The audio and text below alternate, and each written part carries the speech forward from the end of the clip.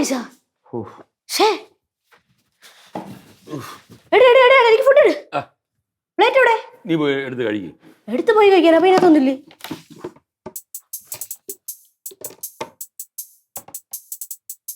ഇതിനകത്തില്ല അമ്മ. അതിനകത്തുള്ളത് എടുത്തോണ്ട് വാ. അടുക്കളയിലുള്ള അതിനകത്തൊന്നും ഇല്ല. നീ കഴിച്ചില്ലായിരുന്നല്ലേ ഫുഡ്?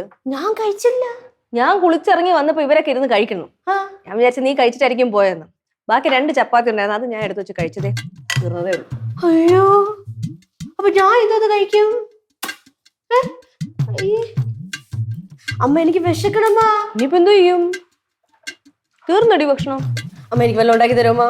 അയ്യോ, ഞാൻ ഇനി അടുക്കളയിൽ കയറൂല. ആന്തമ്മ കയറിക്കൂടാ. ഒരു ദോഷം കിട്ടൂടി. ദോഷം എല്ലാരും പൂജ വെച്ചില്ലേ? അത് ചേട്ടനെ പൂജ വെച്ച് അടുക്കള സാധനങ്ങളെല്ലാം കൊണ്ട്. ആര് ചോദിച്ചിട്ട്? നിന്റെ അടുത്ത് ചോദിക്കണോ? ഒന്നുമില്ല. ഇപ്പോ ചോറുണ്ടോ?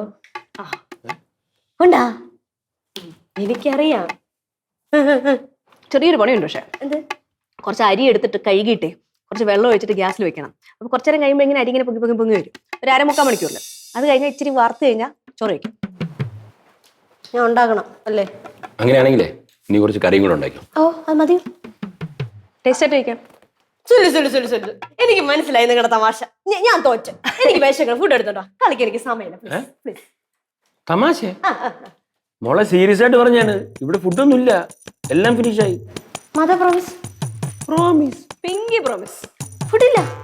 ഉറപ്പ്? ഇല്ലെന്ന് പറഞ്ഞില്ല. ഇല്ല, തീർന്നു.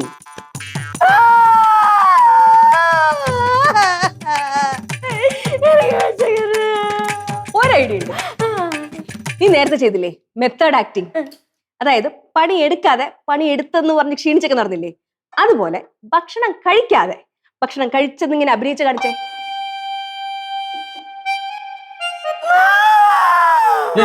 കരയല്ലേ. പോട്ട്. ഒരു ചൊല്ലുണ്ട്, പൊട്ടനാ ചെട്ടൻ ജയിച്ചാലേ ചെട്ടനെ ദൈവം ചതിക്കും.